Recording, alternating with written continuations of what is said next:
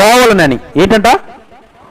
ఎదోము దేశము చుట్టూ పోవాలనని దేవుడు చెప్పాడా? లేదు. ఓరు కొండ నుండి ఎర్ర సముద్రం మార్గం సాగినప్పుడు మార్గాయుసం చేత జనుల ప్రాణము సొమ్మచిల్లెను. కాగా ప్రజలు దేవునికిని మోషేకును విరోధముగా మాట్లాడి, ఈ అరణ్యంలో చచ్చుటకు ఐగుప్తులో నుండి మీరు మమ్మను ఎందుకు రప్పించితిరి? ఇక్కడ ఆహారం లేదు, నీళ్లు లేవు, సవీచారము లేని ఈ అన్నము మాకు అసహ్యమైనది. ఇది మెయిన్ కారణం. వారు సనగడానికి గల మెయిన్ కారణం ఏంటంటే, వారు దేవునికితో ప్రమాణం చేశారు, దేవుడు వారి పక్షంగా కార్యం చేశాడు, వారు ఆ యుద్ధంలో గెలిచారు. మరి వారు దేవుడితో పర్మిషన్ అడగకుండా, దేవుడు అడగకుండా, దేవుడు చెప్పకుండా వారు సోయ మార్గం గుండా వారు వచ్చారు. మరి వచ్చినప్పుడు వారి ప్రాణము కొంత సొమచిల్లింది. ఎందుకంటే సుట్టిదారి అది. కాబట్టి వారు ఎదోము దేశం చుట్టూ పోవాలనని హోరు కొండ నుండి ఎర్ర సముద్ర మార్గముగా సాగినప్పుడు ఆయాసము చేత వారి ప్రాణములు సొమ్మసిల్లాయి. ఇంతలోనే వారు దేవుని మీదను మోషే మీదను విరోధంగా మాట్లాడడము ప్రారంభించారు. అయితే ఆ మాట అలాగుంచి వీరు మళ్ళీ దేని కొరకు వస్తున్నారు? దేవుడు సిద్ధపరిచినటువంటి దేవదూతల ఆహారం, వారికి కడుపార తినే భోజనము, దాన్ని చూసి అంటారు, వీళ్ళేమంటారు? మేము ఐగుప్తులో నుండి మీరు మమ్మల్ని ఎందుకు రప్పించిరి? ఇక్కడ ఆహారం లేదు, నీళ్లు లేవు.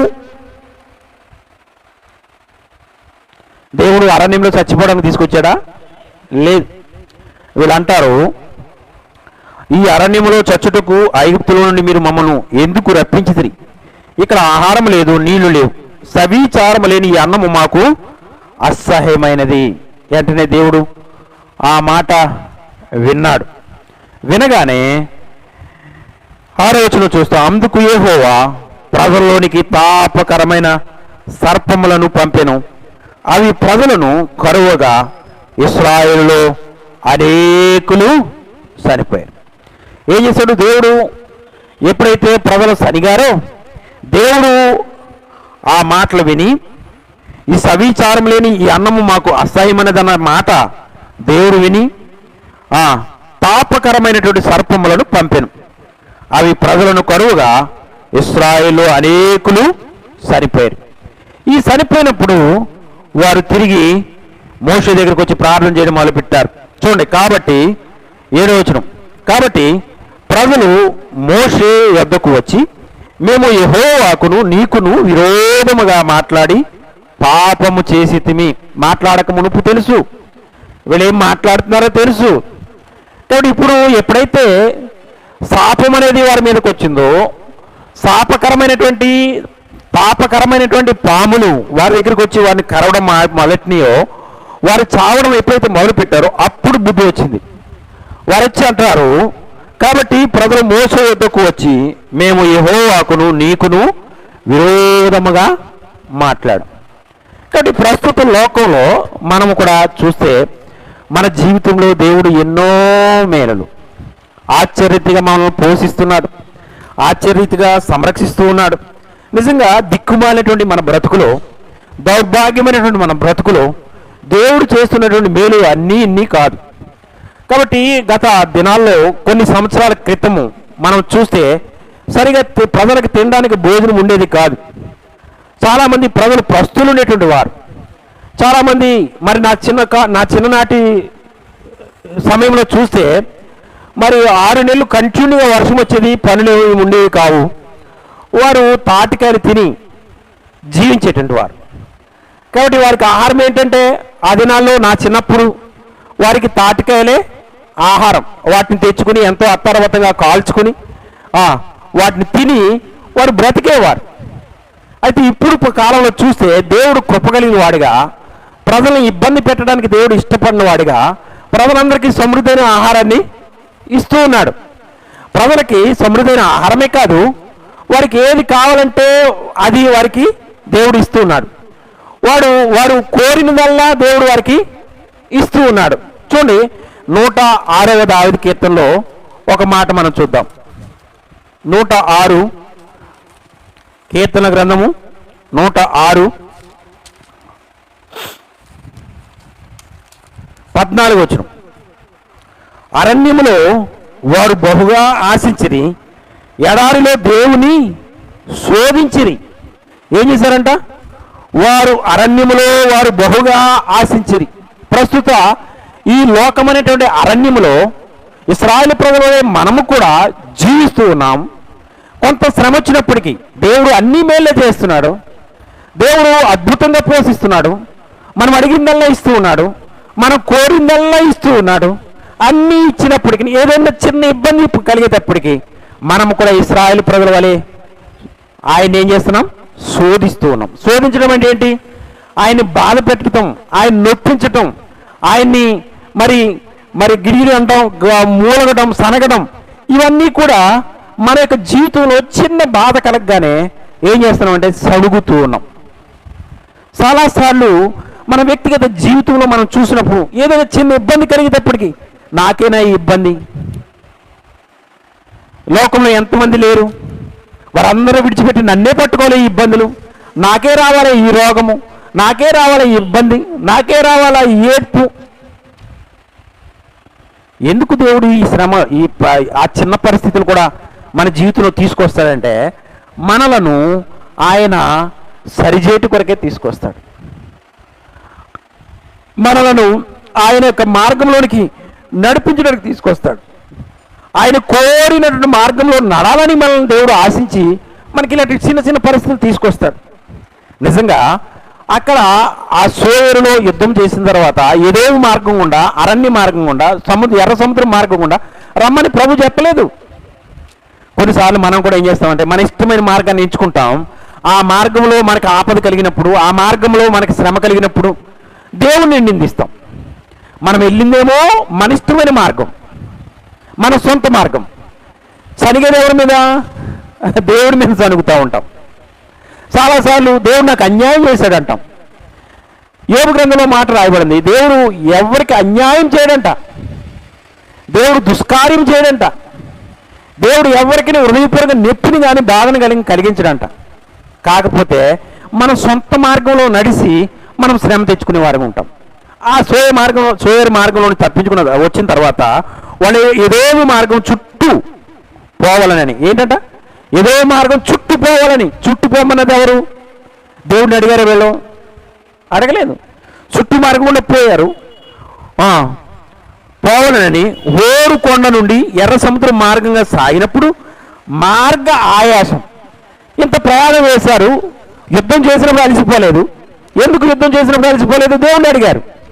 ప్రభా వీళ్ళ మీద మేము యుద్ధం చేసినప్పుడు వారిని మాకు అప్పచెప్పితే మేము మీ పేరున వీళ్ళందరి మీద యుద్ధం చేసి జయిస్తామని చెప్పారు. కాబట్టి దేవుడు వారికి సహాయం చేశాడు.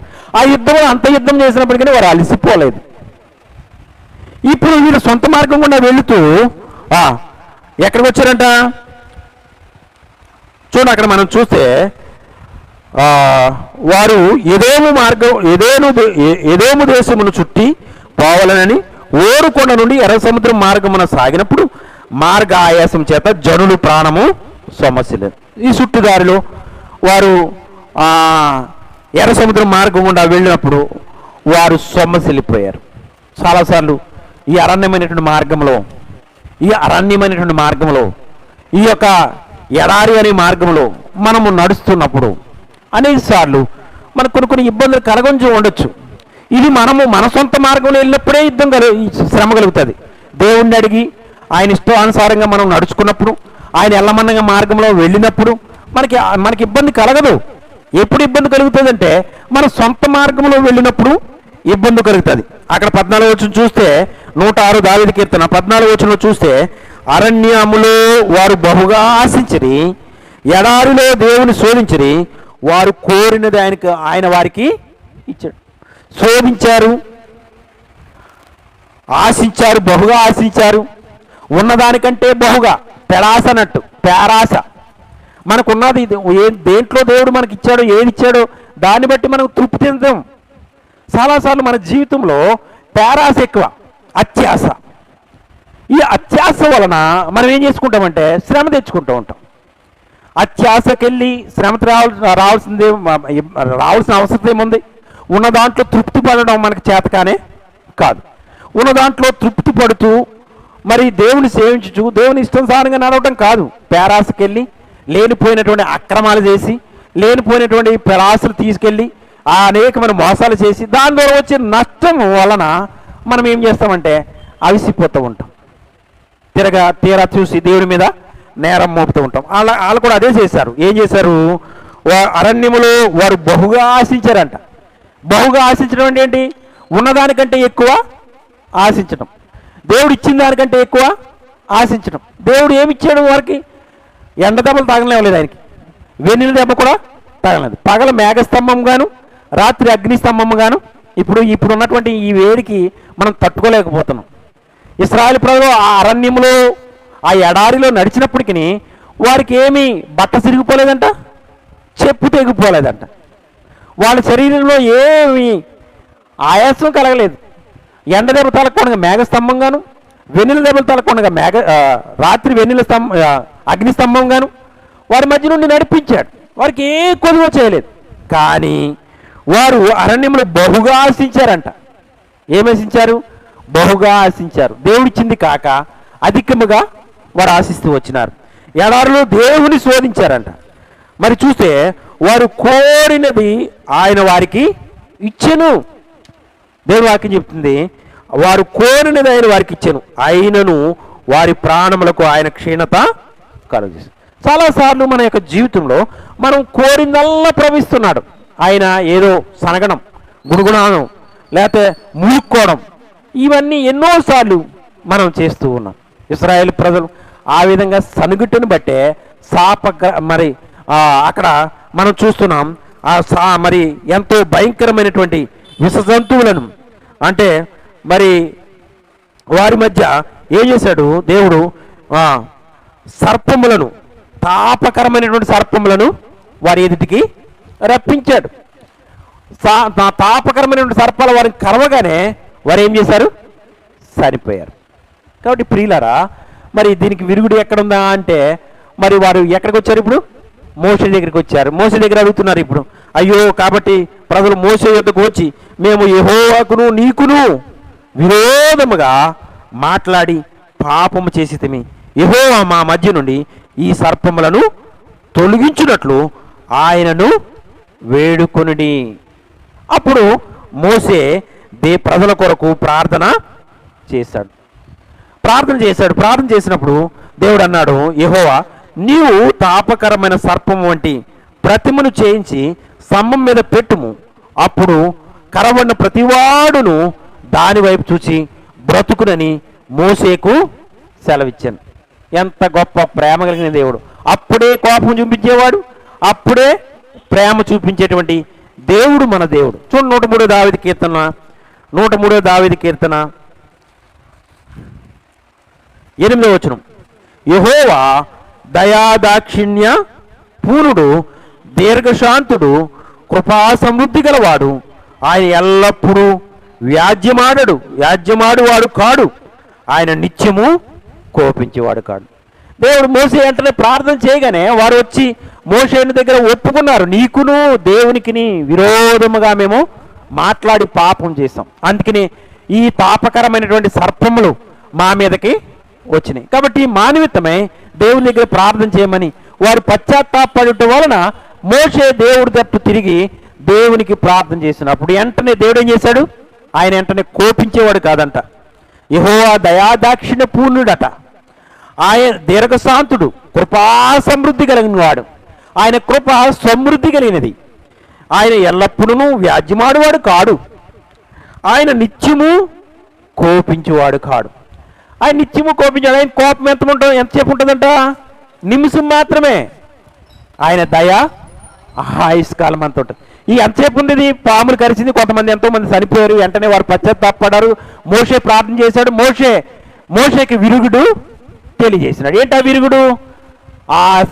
ఏ సర్పం అయితే వాడిని కరిచిందో అటువంటి ఒక ప్రతిరూపాన్ని, విత్తన సర్పాన్ని తయారు చేసి నిలబెట్టమన్నాడు. ఎప్పుడైతే పాము కరిచిందో వారు చనిపోకుండా ఉండాలి అంటే పాము కరిసిన వెంటనే ఏం చూడాలి? ఇత్తడి సర్పాన్ని చూడాలి. మోసే నిలబెట్టినటువంటి ఆ ఇత్తడి సర్పాన్ని చూసినప్పుడు వారి బాధలో ఉండి కూడా ఆ సర్పాన్ని చూస్తే వారు ఏమవుతారు? బ్రతుకుతారు. చూసారా, నిమిషం మాత్రమే ఉంటుందంట ఆయన కోపం. ఆయన దయ ఎంత ఉన్నతమైనది అని మనం చూస్తే చూడండి, యెషయా గ్రంథము 54వ అధ్యాయము, యెషయా గ్రంథము 54వ అధ్యాయము 7వ వచనం. 54:7. యెషయా గ్రంథము 54:7. 54వ అధ్యాయం 7వ వచనం. నిమిషం మాత్రము నేను నిన్ను విసర్జించిని, గొప్ప వాత్సల్యంతో నిన్ను సమకూర్చెదను. మహోద్రేకము కలిగి నిమిషం మాత్రము నీకు విముఖునైతిని, నిత్యమైన కృపతో నీకు వాత్సల్యము చూపుదునని నీ విమోచకుడకు యెహోవా సెలవిచ్చుచున్నాడు. ఏంటంట? ఆయన వెంటనే వాత్సల్యత చూపించేవాడు, నిత్య కృపతో వాత్సల్యత చూపించేవాడు నీ విమోచకుడైనటువంటి యెహోవా. ఆయన ఎవరంట? విమోచకుడు. నీవు నేను మన ఇష్టానుసారంగా జీవించి ఎక్కువగా ఆశించి మరి వ్యర్థమైనటువంటి బాధలు తెచ్చుకొని మన బాధలను బట్టి మనం మూలుగుతున్నప్పుడు దేవుడు మళ్ళీ అలాగే విడిచిపెట్టేసేవాడు కాదు. ఆయన కరుణావాత్సల్యత కలిగిన వాడు, ఆయన ప్రేమ కలిగిన వాడు, ఆయన దయ కలిగిన వాడు. అందుకనే దేవుడు వెంటనే విరుగుడు చూపించాడు. ఏంటో విరుగుడు? మీరు చేసిన పాపానికి తాపకరమైనటువంటి సర్పాలు వచ్చినప్పుడు కలిసినప్పటికీ దేవుని దగ్గర ఏముంది? మళ్ళీ కృప ఉంది. దేవుని దగ్గర ఏముంది? మళ్ళీ వాత్సల్యత ఉంది. కాబట్టి ఆ వాత్సల్యతను బట్టి ఆ నిమిషంలోనే వెంటనే మోషే ప్రార్థన చేయగానే విత్తన సర్పం ఒకటి నిలబెట్టు, దాని వైపు చూసిన వారందరూ కూడా బ్రతుకుతారు.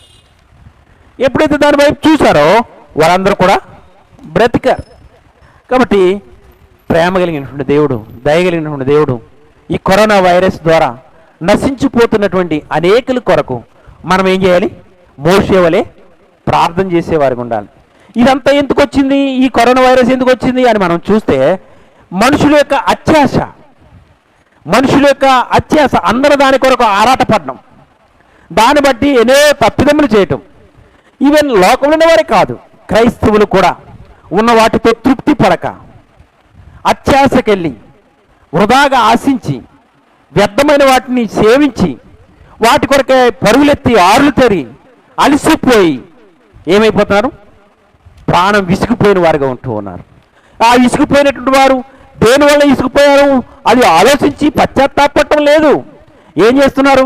ఇది నాకు నష్టం కలిగిందని దేవుని మీద కోపించడం, దేవుని వైపు దేవునికి విరోధంగా మాట్లాడడం, దేవుని మీద తిరగబడ్డం. నిన్ను ఎవరు ఆశించమన్నారు? అత్యాశకి ఎవరు పొమ్మన్నారు? ఈ నష్టమంతా ఎందుకు ఎవరు తెచ్చుకోమన్నారు?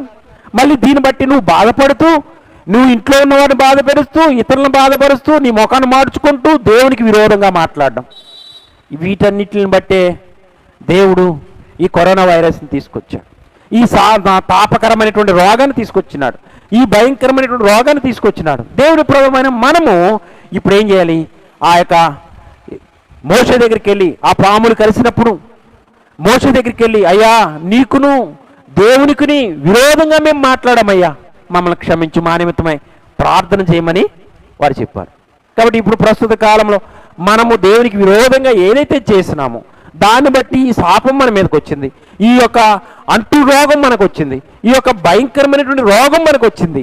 దీన్ని బట్టి మనం ఏం చేసి దేవునికి విరోధంగా చేసినటువంటి పాపములన్నింటిని కూడా ప్రభు దగ్గర ఒప్పుకొని ప్రభు దగ్గర ప్రార్థన చేయవలసిన వారంగా ఉన్నాం. అలా చేస్తే దేవుడు మనకు ఏం చేస్తాడు? విడుదల ఇస్తాడు. చూడండి, యెషయా గ్రంథము 55వ అధ్యాయము 7వ వచనం. యెషయా గ్రంథము 55వ అధ్యాయము 7వ వచనం. భక్తిహీనులు తమ మార్గమును విడువలేను. ఏం చేయాలంట? భక్తిహీనులు తమ భక్తిహీనతమైనటువంటి మార్గాన్ని విడవలేను. దుష్టులు తమ తలంపులను మానవలేను. 55 యెషయా గ్రంథం 55:7. భక్తిహీనులు తమ మార్గమును విడవలేను. ఏం మార్గం అది? చెడు మార్గము, దుర్మార్గపు మార్గము, అవిధేయతతో కూడినటువంటి మార్గము, ఇతరులను బాధపరిచే మార్గము, ఇతరులను నొప్పించే మార్గము, దేవుని దాసునికి విరోధంగా మాట్లాడే మార్గము, దేవునికి విరోధంగా మాట్లాడే మార్గము, సణిగే మార్గము, దేవుని విసికించే మార్గము, ఇవన్నిటిని కూడా ఏం చేయాలి? మనము విడిచిపెట్టాలి. రెండోది, తమ తలంపులను వదిలేయాలి. తలంపులు అంటే ఏంటి? ఎప్పుడు చూసినా ఎవరిని మోసం చేద్దామా, ఎవరిని దోచుకుందామా, ఇవి అన్నట్టు, ఎవరిని బాధపరుద్దామా. పోయిన వారం మనం చూసాం, వారు ఆటలాడుటకు లేచారంట. ఈ ఆటలో ఒకరి మీద ఒకరు ఆటలాడడం, ఒకరినొకరు బాధపరచడం, ఒకరినొకరు నొప్పించడం, ప్రేమ లేనితనం. అంటే వారు దుష్ట హృదయం కలిగినటువంటి వారు. అక్కడ రాయమని మాట, తమ తలంపులను మానుకోవాలి. తలంపులు దేవుని చేత రక్షింపబడిన వారే, దేవుని రక్తం చేత విమోచింపబడిన వారే, దేవుని పిల్లలుగా చేయబడినటువంటి వారే. ఆ సేవకు కంటే ఈ సేవకు గిట్టదు, ఆ విశ్వాసం అంటే ఈ విశ్వాసం గిట్టదు, వాళ్ళంటే వీళ్ళకి గిట్టదు. ఇది తలంపులు అన్నట్టు. దేవుడు అలా చెప్పాడా? దేవుని ప్రేమ ఎంత మధురమైనది. పోనీ పాకిస్తాన్ వాళ్ళకి వేరు కానీ ఇండియా వాళ్ళకి వేరుగా ప్రేమ చూపించాడా? అమెరికా వాళ్ళకి వేరు కానీ లండన్ వాళ్ళకి వేరుగా ప్రేమ చూపించాడా?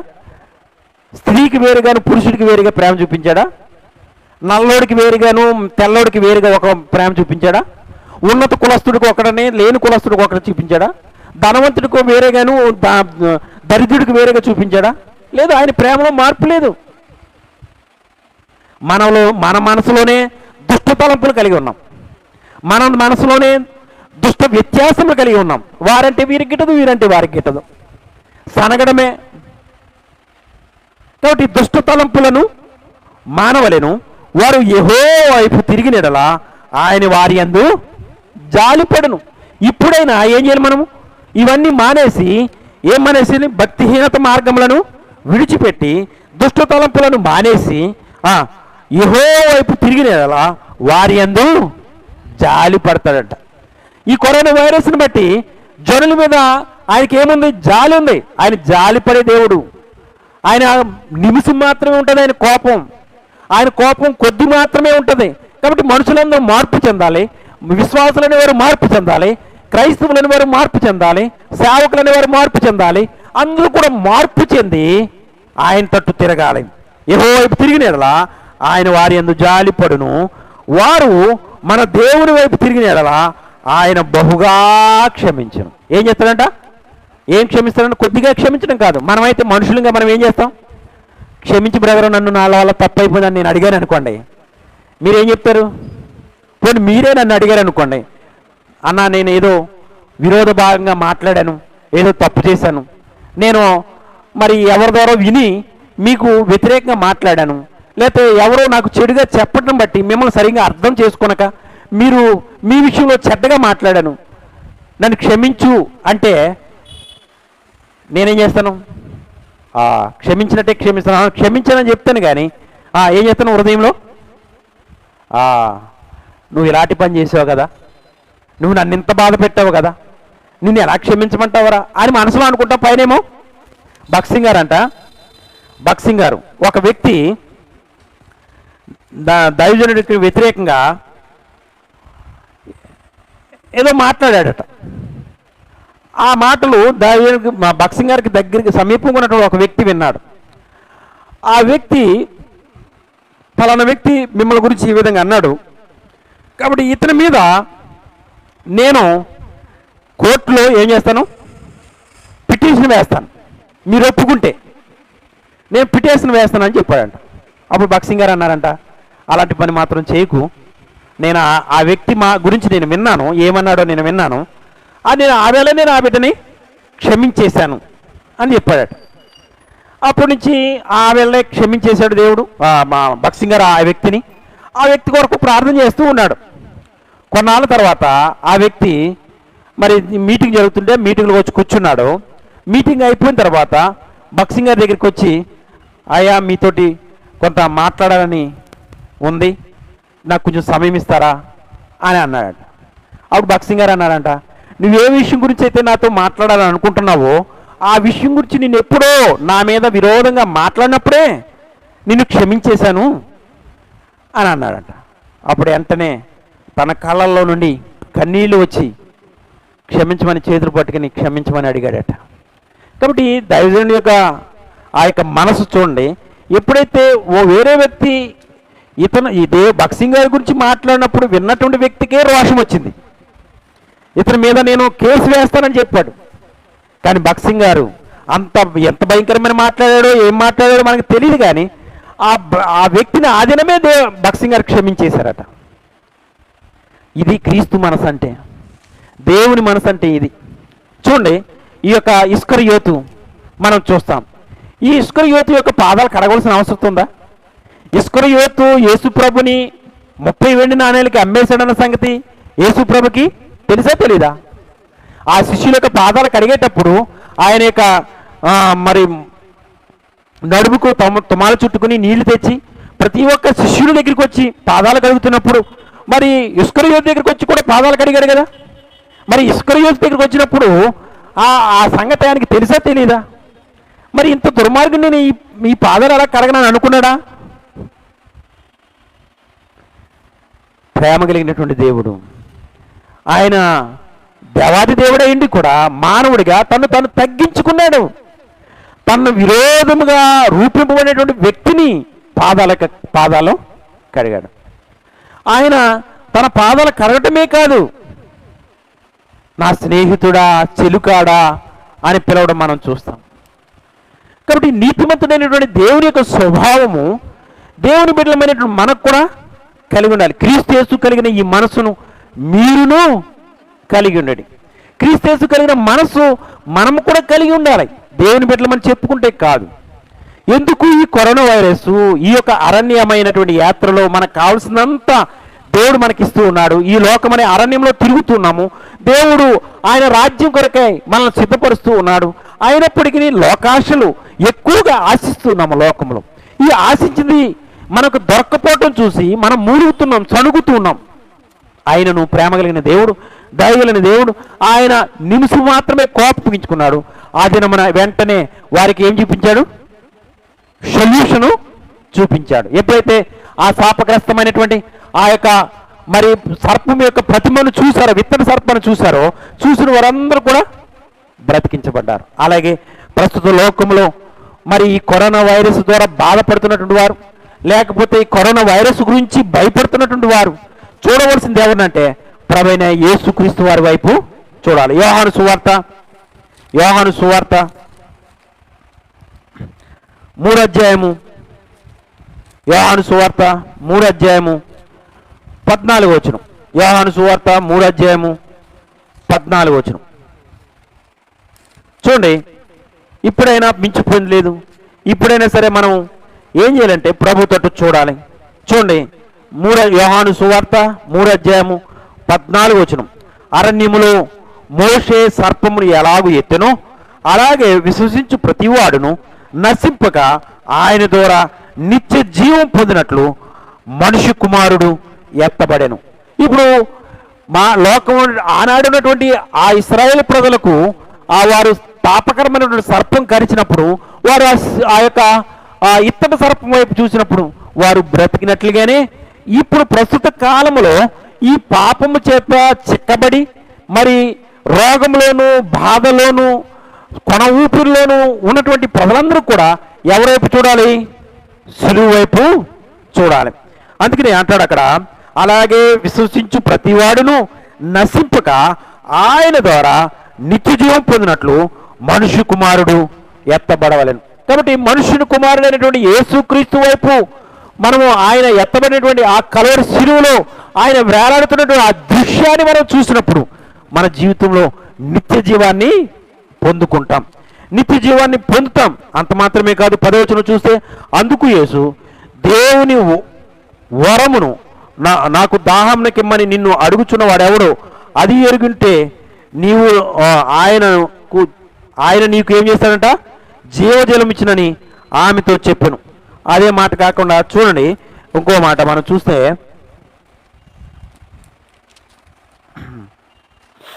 36వ వచనం. 36వ వచనం.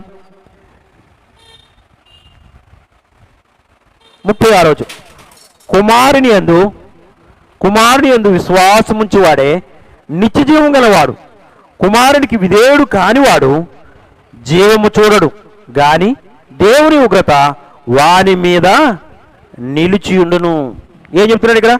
కుమారుని యందు విశ్వాసం ఉంచువాడే నిత్య జీవం కలిగిన వాడు. కాబట్టి కుమారుని యందు విశ్వాసం ఉంచాలి, ప్రభు అయిన యేసుక్రీస్తునందు విశ్వాసం ఉంచాలి. మన ప్రతి పరిస్థితిలో, మన ప్రతి అవసరతలో, మన ప్రతి అక్రతలో మనం ప్రభు అయిన యేసుక్రీస్తు వారి వైపు చూస్తే ఆయన మనకి సహాయము చేసేవాడుగా ఉన్నాడు. అంతేకాదు ఆయన నిత్య జీవాన్ని ప్రసాదించి పెట్టేటువంటి వాడు. మన జీవము ఈ లోక సంబంధమైనది కాదు, పర సంబంధమైనది. మనము ఒకప్పుడు ఇలాంటి పరిస్థితులు జరిగినప్పుడు మనం ఏం చూడాలి? మన విడుదల సమీపించి ఉన్నదని మనము ఆయన వైపు చూడాలి.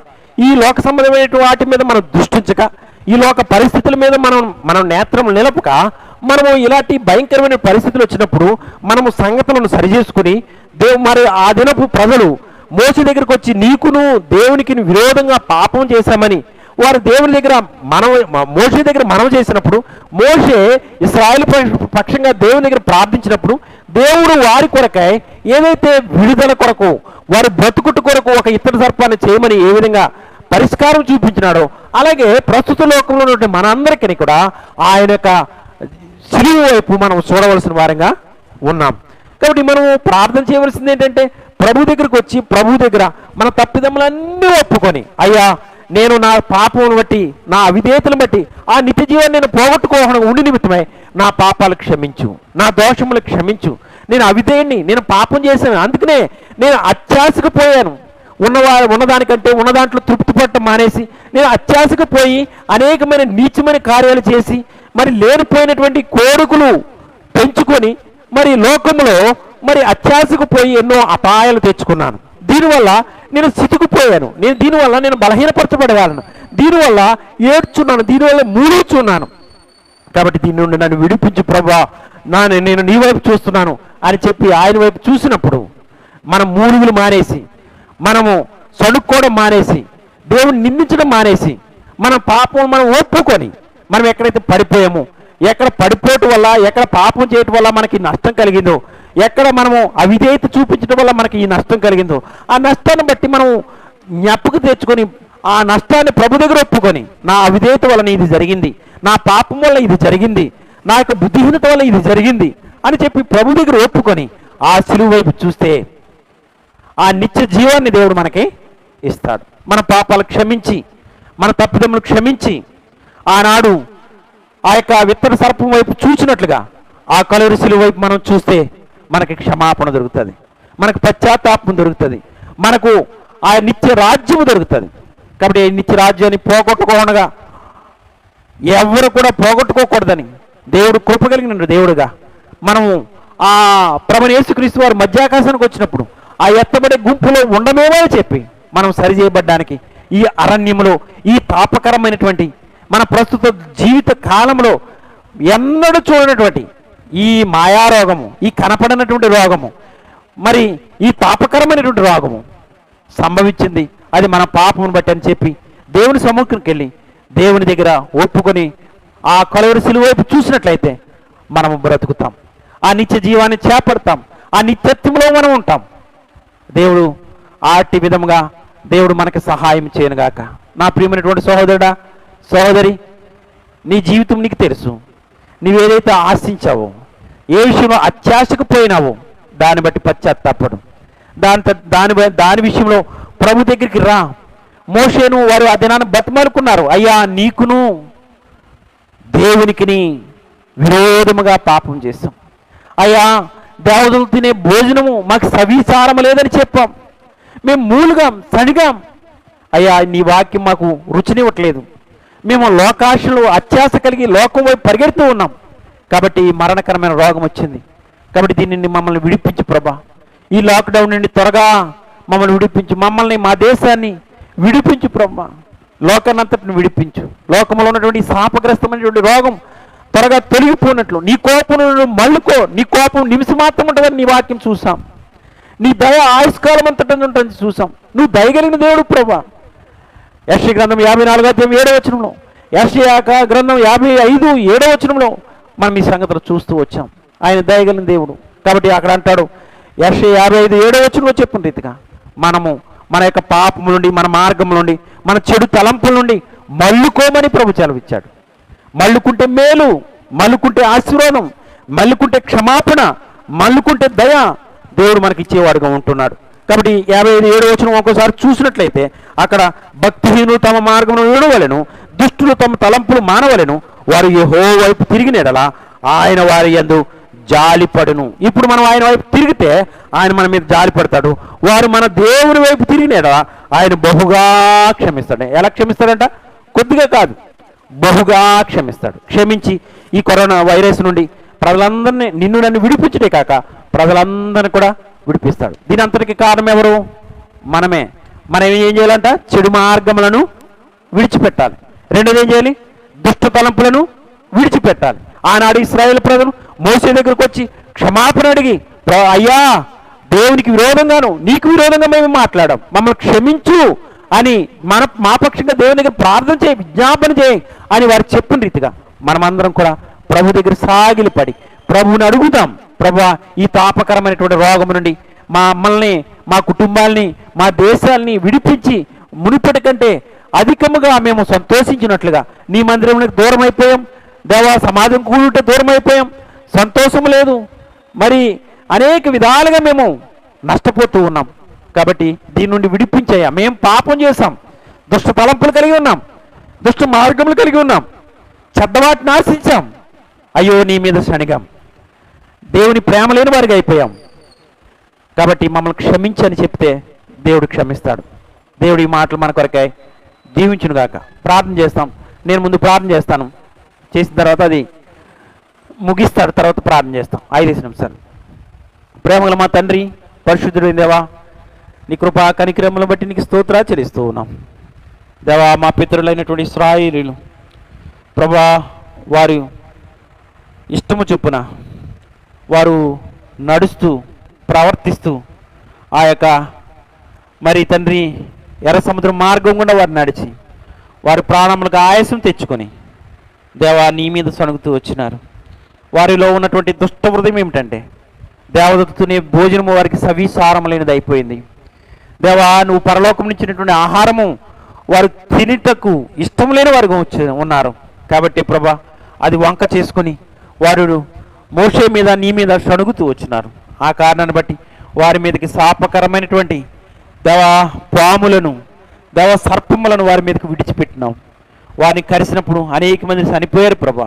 తిరిగి వారు పశ్చాత్తాపడి నీ దగ్గరికి వచ్చి ప్రభా, మోషే దగ్గరికి వచ్చి, అయ్యా నీకును దేవునికి విరోధంగా మేము సనిగాం ప్రభా, మమ్మల్ని క్షమించు, మా నిమిత్తమే దేవుని దగ్గర ప్రార్థన చేయమన్నప్పుడు మోషే దేవుని దగ్గర ప్రార్థన చేసినప్పుడు ఆ యొక్క ఇత్తడి సర్పాన్ని ఒకటి చేయించి నిలబెట్టమన్న దేవా, దాన్ని చూసిన వారు బ్రతుకుతారని చెప్పాం. అవును ప్రభా, మేము కూడా ఈ అరణ్యమైనటువంటి మార్గంలో మా ఇష్టానుసారంగా జీవిస్తూ చెడ్డవాటిని ఆశించి దేవా అనవసరమైనటువంటి ఇబ్బందులు మా మీదకి తెచ్చుకొని దేవా తిరిగి నీ మీద సణిగి ప్రేమ లేని వారుగా, దుష్ట మార్గాలు కలిగిన వారమే దేవా, చెడు తలంపులు కలిగిన వారంగా దేవా, నీకు విరోధంగా అనేకమైన పాపములు చేయటం బట్టి దేవా, దేవుని ప్రేమ లేని వారిని బట్టి, దేవుని ప్రజలమైండి కూడా దేవుని మనసు లేకపోవటం బట్టి, క్రీస్తు యేసు కలిగిన మనసు మాకు లేకపోవటం బట్టి దేవా ఈ శాపకరమైనటువంటి ఈ రోగాన్ని మీరు తీసుకొచ్చావు. ఎన్నో మాకు ఇచ్చావు ప్రభా. దేవా, కంటికి కనపడినవి, చెవికి వినబడినవి, హృదయానికి గోచరం కానిటువంటి మేలు ఎన్నో మా జీవితంలో చేసాం. అయినను నేటికి మేము సణుగుతూనే వచ్చినాం. నేటికి నీ రూపంలోకి మార్చబడలేదు. నేటికి నీ ఇష్టం చేయలేదు ప్రభా. నీ ఉద్దేశానికి నడవలేదు. అందుకనే తన ప్రభు నీ కోపము ఈ లోకమంతటి మీదకి వచ్చింది. కాబట్టి ఈ కరోనా వైరస్ COVID-19 నుండి దేవా తని ప్రభా మీ కోపాన్ని మళ్లించుకోనమని ప్రార్థిస్తున్నాం. తిరిగి మీ పశ్చాత్తాపడినట్లయితే నువ్వు బహుగా క్షమిస్తానని మీరు చెప్పారు, మా ఏడలో జాలి పడతానని మీరు చెప్పారు. కాబట్టి నువ్వు జాలిపడే దేవుడు ప్రభా. ఆనాడు ఇశ్రాయేలు ప్రజల మీద జాలిపడి దేవా వారికి తన ప్రభా సొల్యూషన్ చూపించినటువంటి దేవా, ఇదొక ఈ రోగం నుండి సొల్యూషన్ ఏమీ లేదు ప్రభా, నీ తట్టు తిరుగుటే దేవా. ఆనాడు శాపగ్రస్తమైన ఆ యొక్క సర్పం వైపు వారు చూసినప్పుడు ఏ విధంగా బ్రతుకుతూ వచ్చినారు, అలాగే శాపగ్రస్తమైనటువంటి ఆ కలువరి శిలువ వైపు మేము చూసినప్పుడు దేవా మా పాపం నుండి మాకు విడుదల, మాకు నిత్య జీవము కలుగు చేసే దేవుడు కనుక దేవా లోకమంతా కూడా నీ ప్రజలందరూ కూడా ఆ కలువరి శిలువ వైపు చూసి నిత్య జీవాన్ని చేపట్టుటకు దేవా, నీ ద్వారా క్షమాపణ పొందుటకు, నీ ద్వారా తన ప్రభా క్షమించబడ్డకు, నీ ద్వారా జాలిపడబడడానికి దేవా మీరు సహాయపడుతురమ్మని దేవా. ఇగో తన ప్రభా కరోనా వైరస్ సోకి దేవా కొన ప్రాణంలో దేవా తన ప్రభా మరి తన ప్రభు కొట్టుమిట్లాడుతున్నటువంటి ప్రజలందరూ మీరు జ్ఞాపకం చేసుకోనండి. ఎవరికైతే ఈ కరోనా వైరస్ సోకిందో వారందరిని జ్ఞాపకం చేసుకోండి. ఇంకెవరికి సోకకుండా ఇది ఇంకా ప్రబలకలకుండా ఇంకా తన ప్రభు మరి అనేకులకు అంటుకొనకుండా నీ కోపం నుండి మళ్ళుకొని మనం ప్రార్థిస్తున్నాం. డాక్టర్లు, నర్సులు, పోలీసు వారిని కూడా జ్ఞాపకం చేసుకో. పారిశుద్ధ కార్యక్రమం చేస్తున్న వారిని జ్ఞాపకం చేసుకో. దేవా నీ ప్రజలందరికీ నీ కాపుదల దయచి లోకమంతా తన ప్రభు రోడ్ల మీదకి వచ్చి అయ్యా నీ దగ్గర ప్రలాపిస్తున్నారు, ఏడుస్తున్నారు. దేవా అయ్యో అని తన ప్రభు నీ వైపు చేతులు ఎత్తుతూ ఉన్నారు. వారి ప్రార్థన ఆలకించి దేవా మా ప్రార్థన కూడా మీరు ఆలకించి ఈ కరోనా వైరస్ నుండి మమ్మల్ని, మా యొక్క కుటుంబాలని, మా యొక్క ప్రజలను, మా దేశ ప్రజలను, లోకంలో ఉన్న ప్రజలందరినీ కూడా విడిపించి మీరు జాలి చూపించవలసిందిగా ప్రార్థిస్తూ నీకే మహిమ ఘనత ప్రభావాలు చేస్తూ మాకు ఇచ్చిన సమయాన్ని బట్టి వందనాలు చేస్తూ యేసుక్రీస్తు నామమున ప్రార్థించి బ్రతిమల వేడుకొనుచున్నాం తండ్రి. ఆమేన్. ప్రార్థిస్తాం.